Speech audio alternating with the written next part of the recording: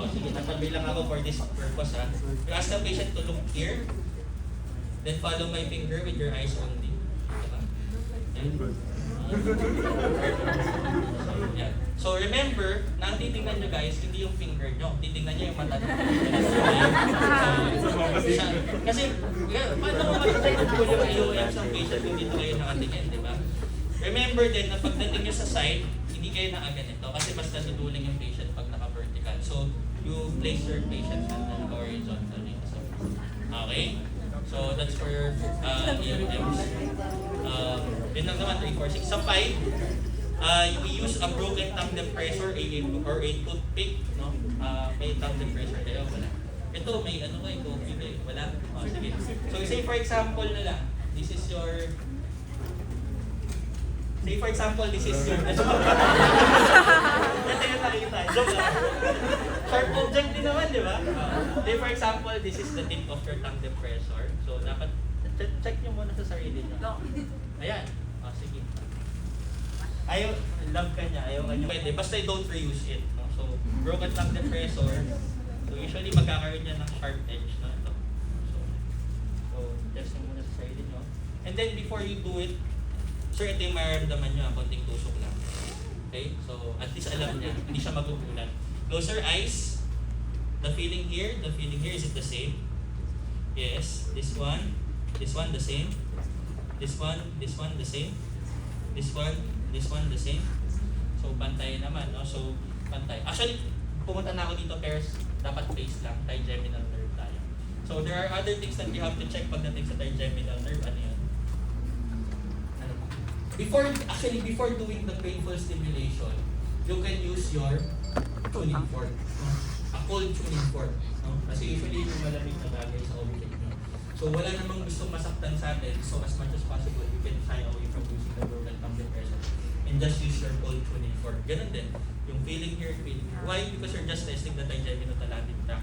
And same naman yung pathway ng temperature at saka ng pain sensation. Gamitin mo yung pillow. Ito. Ganyan siya. Yan. Yan. Para maramdaman mo yun. Okay? Flat yung... Okay? Cranial nerve. What are the other things that you have to check sa trigeminal nerve ninyo? What are the other things that you have to check? Jaw, no? So, clench mo yung jaw, then you palpate yung ear, okay? So, okay naman siya. Cranial nerve 7, facial, no? So, ano yung mga alam nyo kailangan itest sa facial nerve? Smile. Show me your teeth. Okay, pop your cheeks. Yan. Close your eyes. Close your eyes tight as possible. Don't let me open it. So, yan. Intact yung facial nerve niya, no? When do you do that testing? Usually for patients with Bell's palsy. Bell's palsy will have peripheral nerve facial paresis, no? Upper and lower yung mahina sa kanila. So pag mga Bell's palsy patient, close your eyes, pag inangat nyo yan, aangat yung isang mata nila. Okay? Because weak yung anong muscle? Orbicularis oculi. Yung levator palpebrae, that's cranial nerve 3, so nagkakaroon sila ng ptosis. No?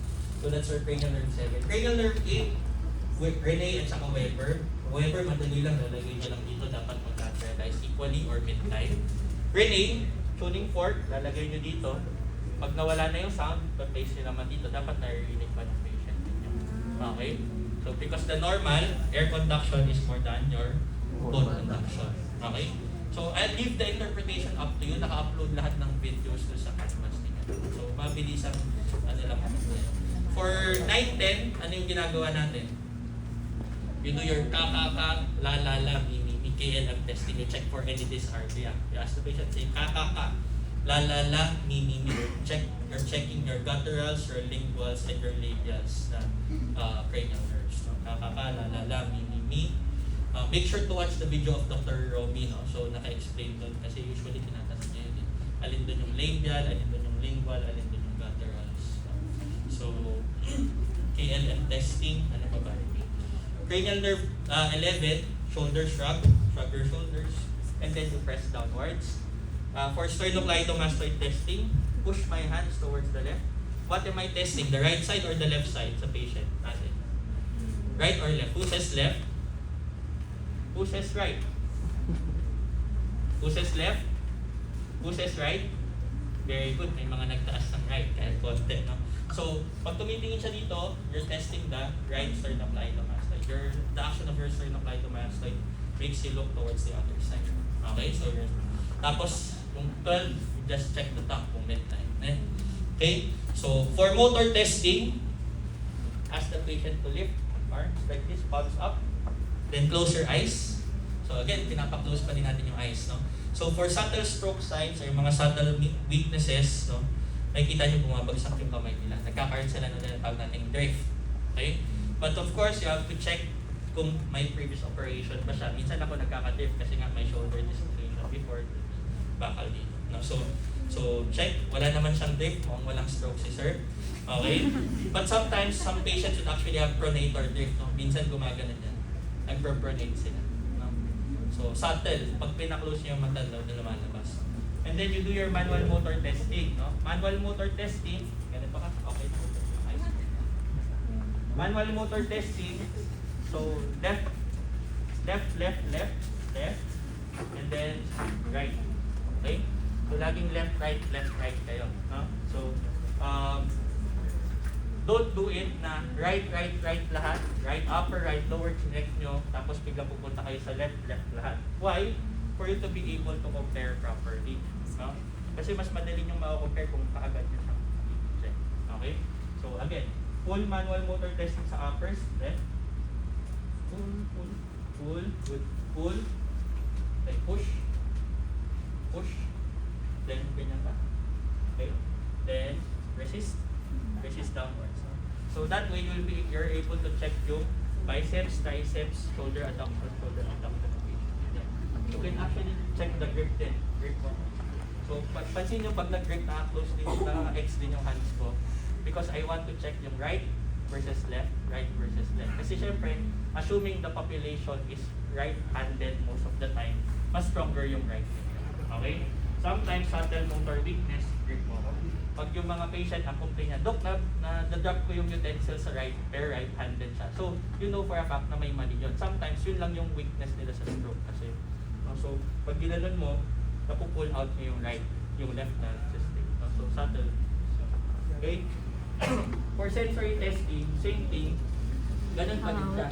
Asa na yung pattern? So, close your eyes. Okay? Ganun din. Feeling here, the same. Right, left. Then, you can actually test the distal, proximal, distal, no? And then same thing with your lower extremities. Sa lower extremities, yung motors get distract, no? Then you can actually still use your tuning fork kung ayaw nyo saktan yung patient. So I usually start with like tuning fork. And then if you want to test the dorsal column, you use your tuning fork, then ilalagay nyo siya dito sa bony prominences ng patient.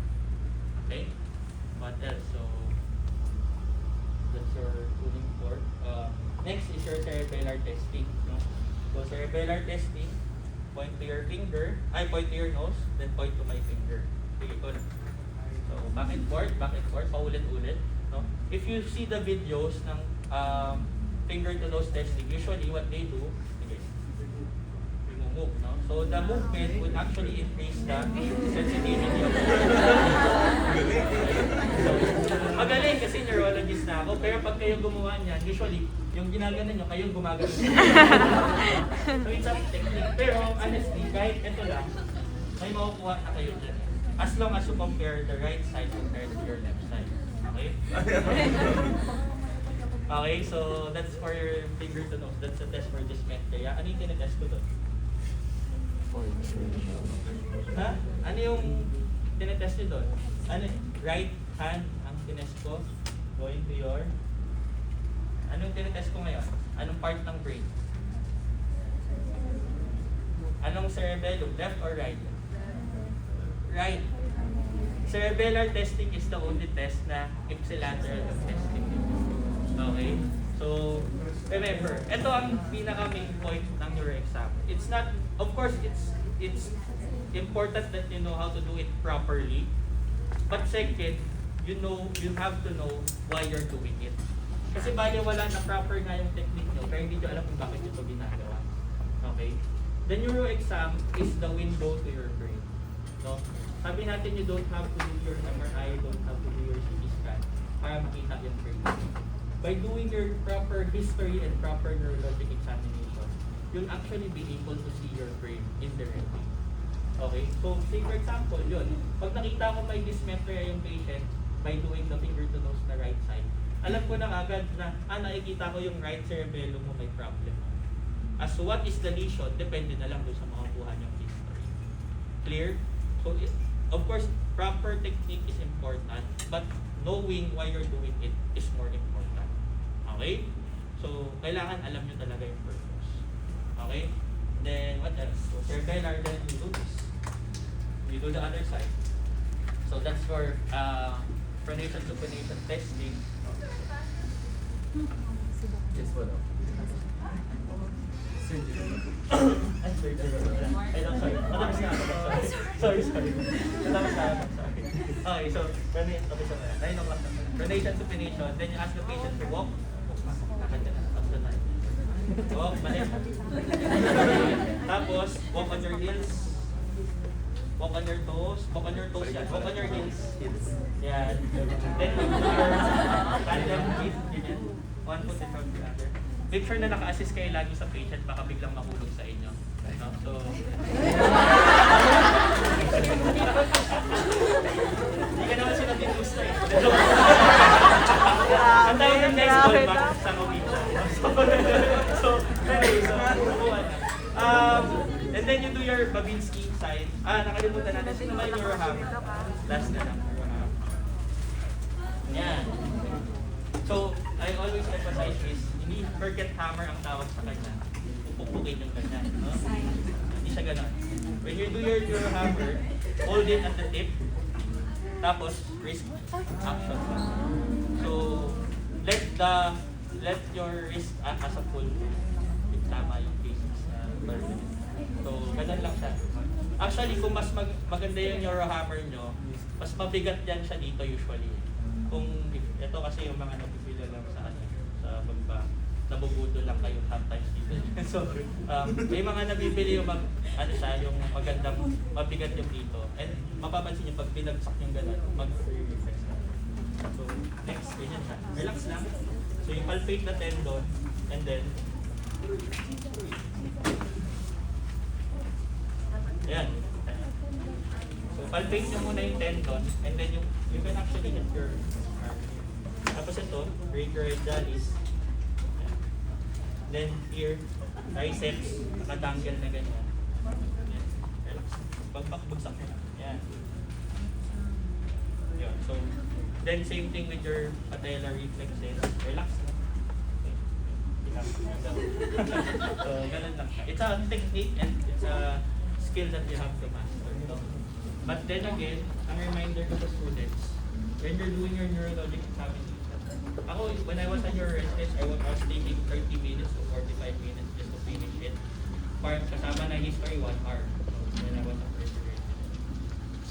But as you go along, ma-realize nyo, ang dali-dali lang pala na gawin. You can actually finish everything 15-30 minutes. No?